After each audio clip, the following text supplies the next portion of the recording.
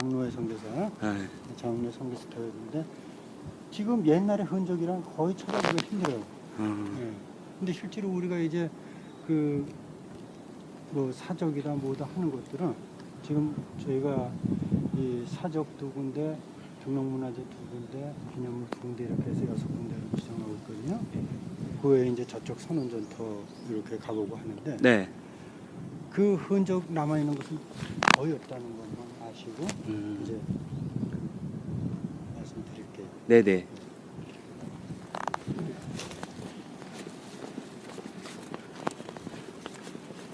그 문화재에 대한 것을 많이 알고 계시죠? 전공하셨어요? 네. 그러면 네. 이 중명전에 대해서 다 아시잖아요. 그때 뭐 역사 배경이나 이런 거 다 아시는 거 아니에요? 예, 예, 뭐, 아니요. 잘 몰라요. 모르고. 설명 들어봤어요. 공부하려고. 저는 전공이 선사고고학이에요. 네? 선사고고학, 고고학인데, 이제 학예사 생활을 한 6, 7년 하니까, 이제 좀 알게 되는 건데, 에이, 선생님께 들어야죠. 제가 뭐 안 해요.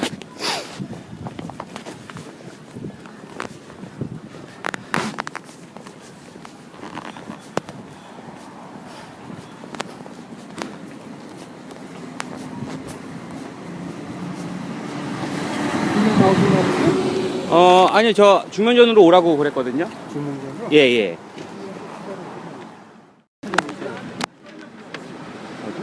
정동국장.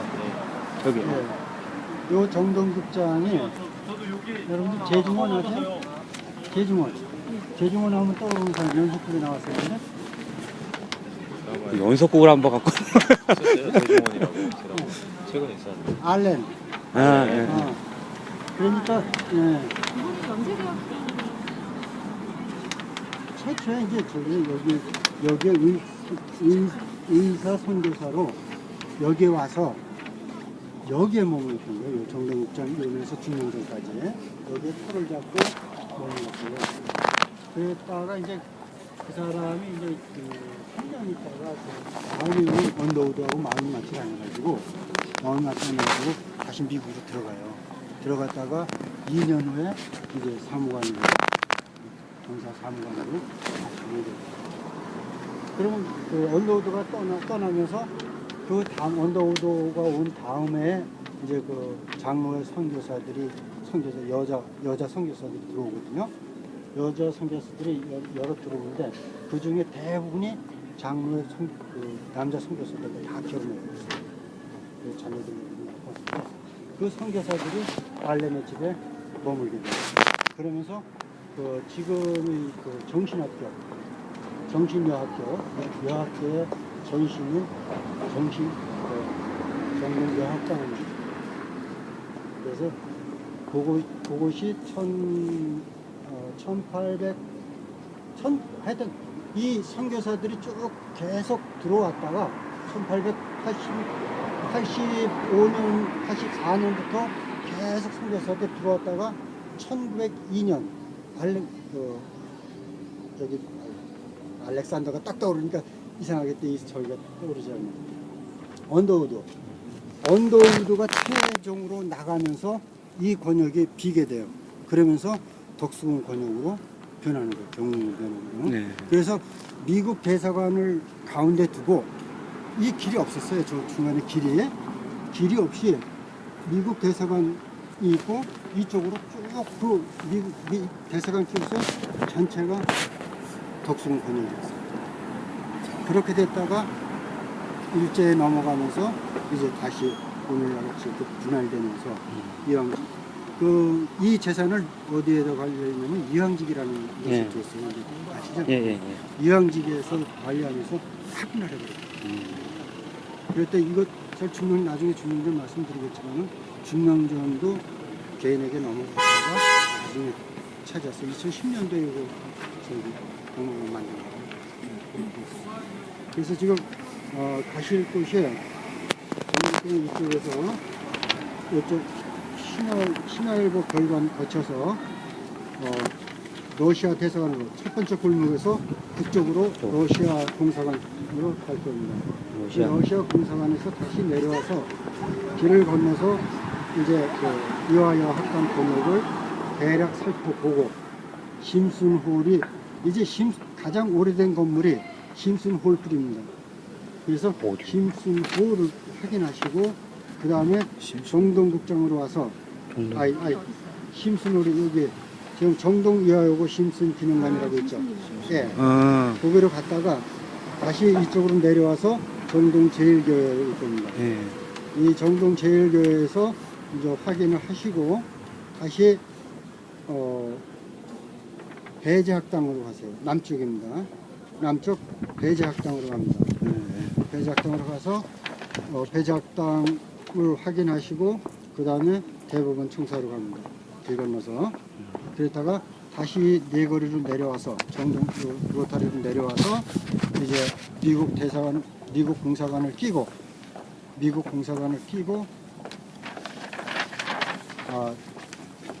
저쪽 선원전터 북쪽으로 선원전터로 가서 구세군 중앙회관 보고 그 다음에 선원전터를 확인하고 다시 돌아올 겁니다.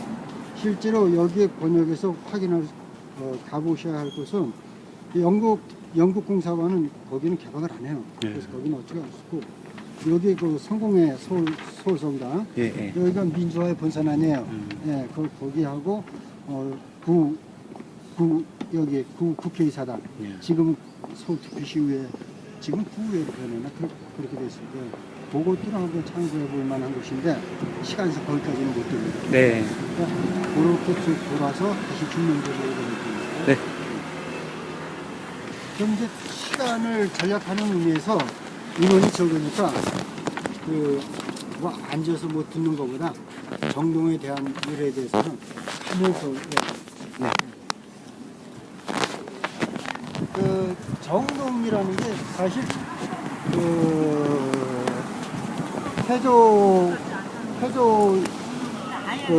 태조께서 이제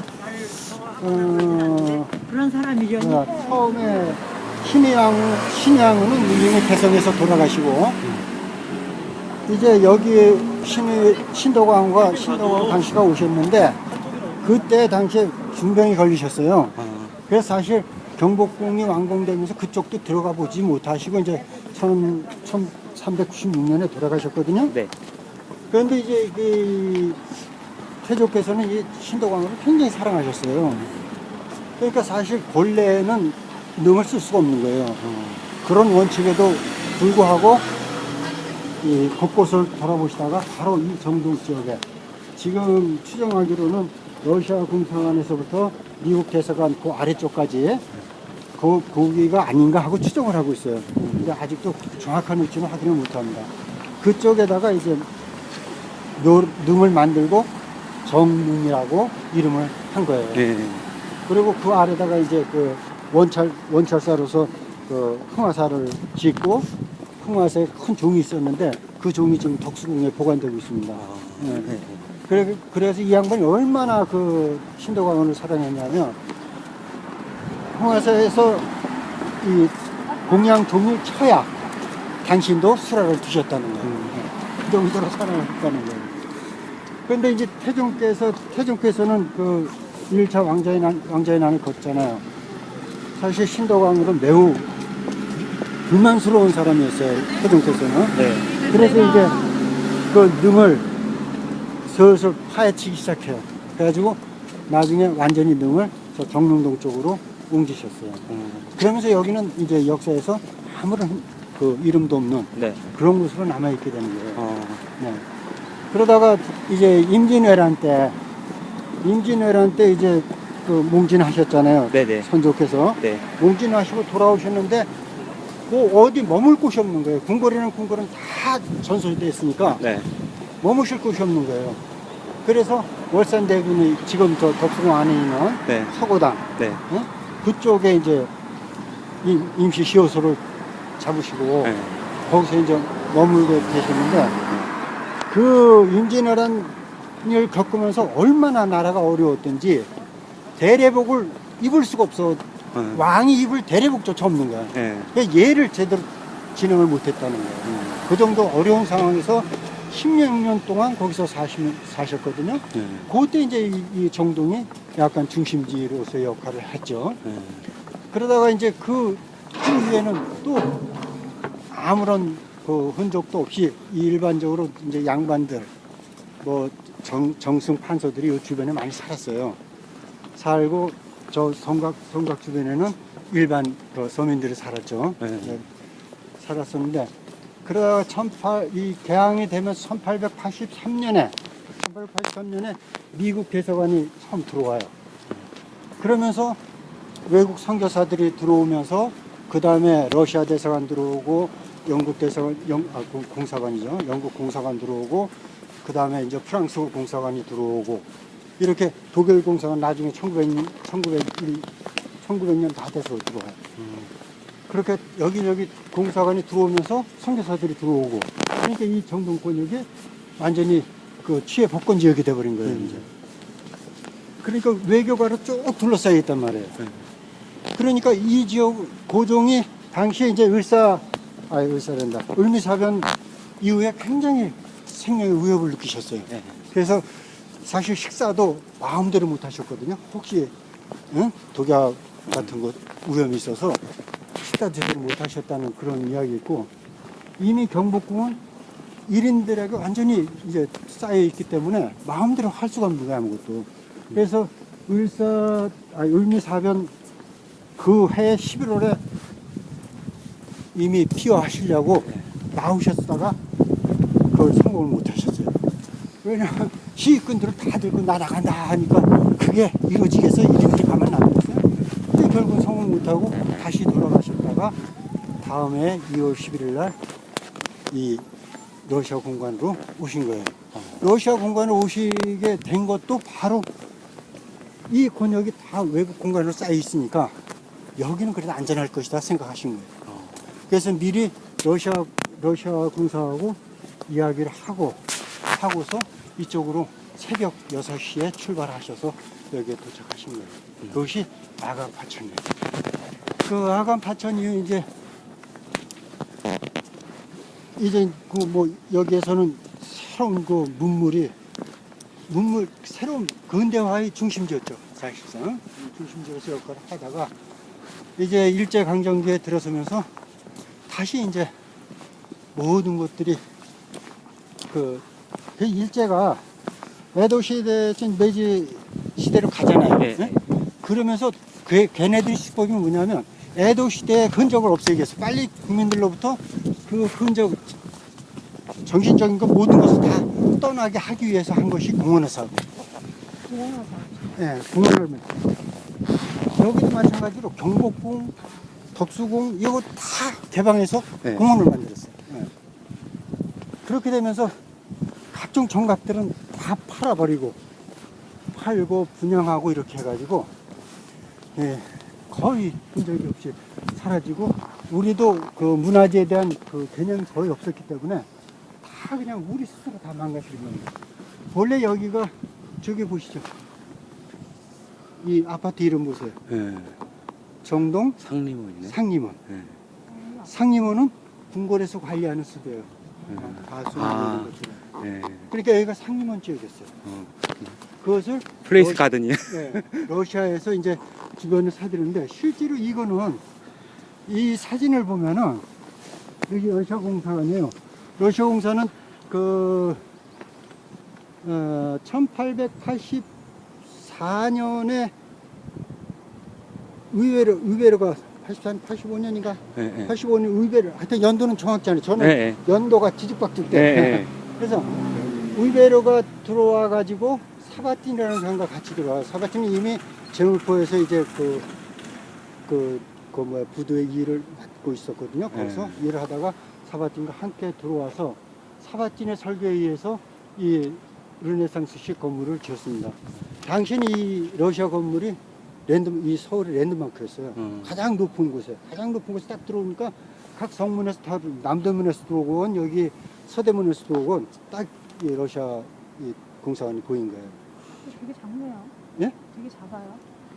작죠. 이건 탑이에요. 아. 이게 이제 이게 1885년부터 공사를 시작해서 1890년에 완공이래요. 90년에 완공을 했는데 그 1904년에 무슨 일이 있었죠? 러일 전쟁이 일어났죠.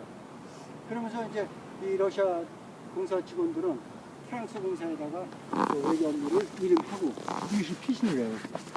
그랬다가 을사조약에 의해서 을사늑약에 의해서 이제 영사를 이제 공사는 안 되죠. 왜냐면 이제 일본이 외교권을 갖고 있으니까 공사는 안 되고 영사로서 다시 들어오게 돼요. 그랬다가 1917년에 제정 러시아의 붕괴가 일어나죠. 예, 그러면서 이제 왜 그 자금이 안 들어오는 거야. 그러니까 이제 영사가 자기 사재로 겨우 유지하다가 21년에 폐쇄를 합니다. 그랬다 1925년에 소비에트 연방 공화국의 영사로서 다시 개관을 해요. 그래서 계속 유지돼 1949년에 러시아 공사 직원의 그 간첩 관련설로 인해서 여기 이제 폐쇄되는 거예요. 그래서 6.25 전쟁 때 요 모양이 된 거예요.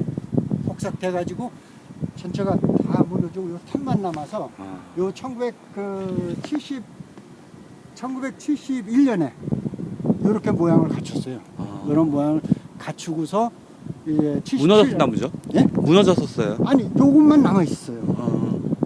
요것만 남아 있어요. 요것만 다시 복원을 해주고 77년에 사적으로서 이제 지정을 한 겁니다. 그래서 81년도에 이 사적을 이제 그 조사를 했거든요. 조사를 했는데 요 아래 지하 1층인데 이게 지하 1층, 지상 1층이에요. 지하 1층, 지상 1층 건물이었는데 실제로 이것이 이게 지역이 이만큼 나가 있어야 돼. 지금 중간 거기 있죠? 거기까지 나가 있어야 타당한 거예요. 왜냐면 이게 동북쪽에 탑이 있었거든요. 동북쪽에 탑이 있었으니까 여기에 이 건물이 들어있는 거예요. 이렇게 있고 당시에 이제 사바티 설계한 것으로 그 외국 사람 이제 같은 외교관들이 찬사를 보낸 것이 정문이 저 아래 정문이 있었거든요. 그러니까 개선문식으로 크게 짓고 거기에 그 러시아 문장을 딱 해가지고 굉장히 웅장했다는 거예요. 그러니까 그렇게 웅장한 모습을 보고 혹시 그 누구야 마지막 황은 누구? 왕은 누구야? 빈비. 명성하고요? 명성황후께서 그래서 러시아에 대한 관심이 커지지 않은가. 그리고 당시에 선탁을 동행했거든요. 그러니까 위베르의 그 하남의 처형이에요. 하남의 처형인데 그 선탁이 바로 이제 그 고문 역할을 많이 했어요. 민비와 이렇게 많이 대화를 하면서 그래가지고 러시아에 대한 의뢰심이 생기지 않았나. 그래서 그 영향으로 이쪽으로 오지 않았나. 그렇게 추정을 해요. 근데 당시에 이제 아간 파천 당시에 고종황제께서 돌아온 길을 다시 복구를 한다고 하는데 지금은 여기가 그 미국 대사관으로 막혀 있습니다. 미국 공사관 권역으로 막혀 있는데 그 이쪽으로 통하는 길길이 있어요.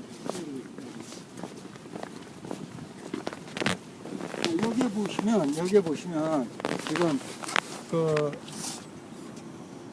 세저 1년간 머물렀다 하고 저기 지하 밀실이 일부가 발견됐는데 비밀 통로로 경무까지 연결되었다고 한다 그랬죠. 이거 재밌겠다 비밀 이거. 통로라면 뭐라고 생각해요?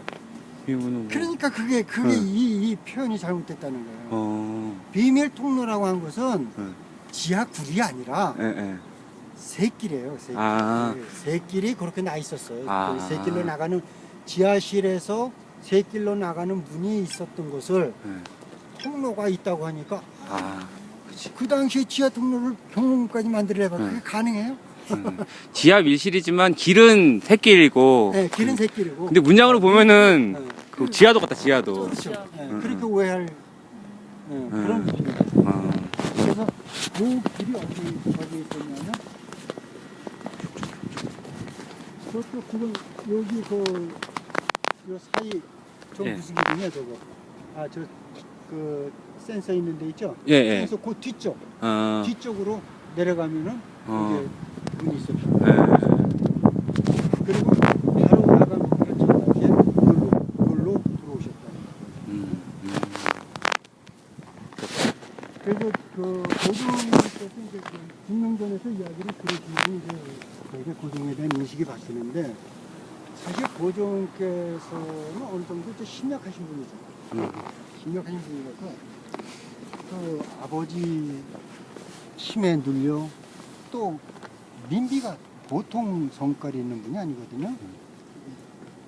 그러니까 이런 말씀은 드려도 어떤지 모르겠습니다만 민비가 고종이 이제 다른 그 후궁을 이제 맞이했어요. 그랬더니 그 후궁한테 찾아가서 칼을 꽂으면서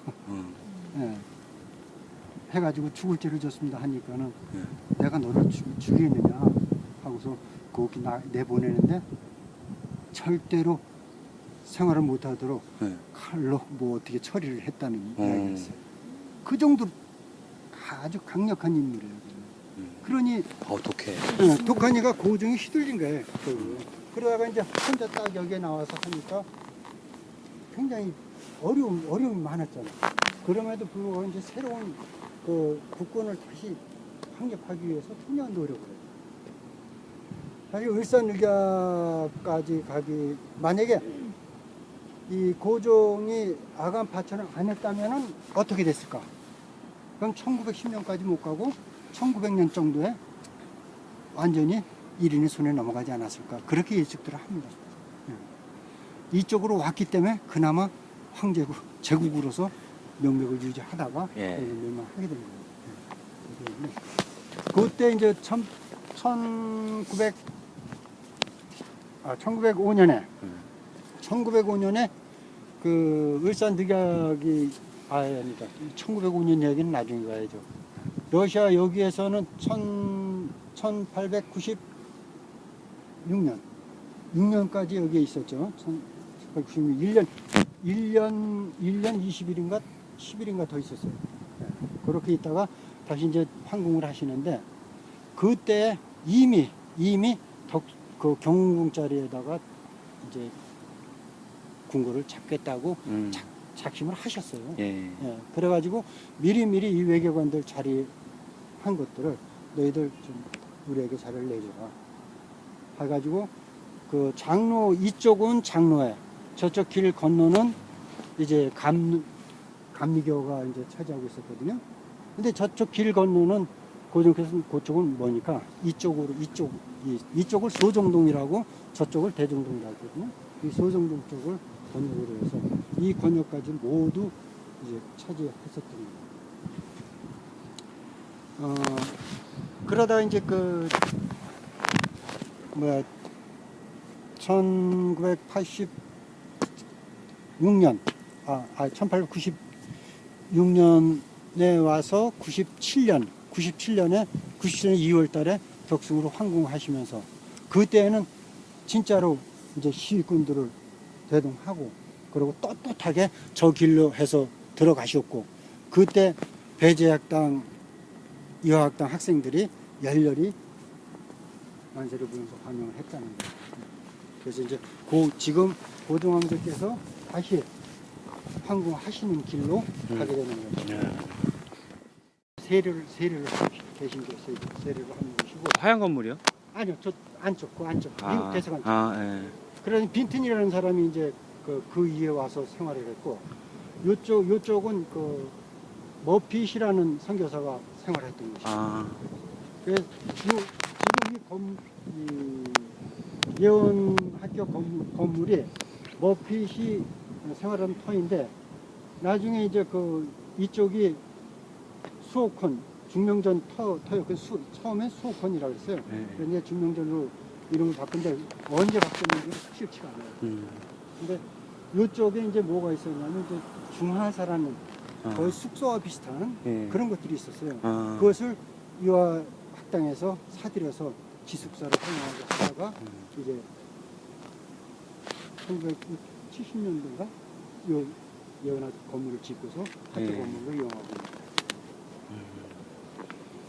그렇군요.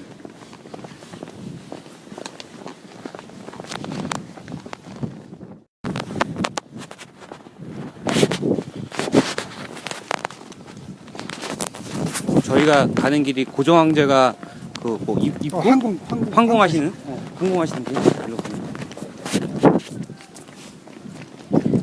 그때는 이미 예. 러시아하고 다 저길 이제 서로 완결했어요. 예. 그래서 고종께서 미리 이제 러시아 황제를 만나서 그 별아기 위생 인관식 때, 예. 대관식 때 사신을 보내서 지원을 요청했어요. 아. 러시아 군 장교사를 보내달라. 그런데 실제로 러시아는 이 외교 관계상 보낼 수가 없었어요. 아. 그래가지고 그 예. 교관 장교 여타하고 이렇게 보냈거든요. 실제로 거기에 이제 재정 요청도 했는데 재정 지원은 거의 못 해줬어요. 러시아에서.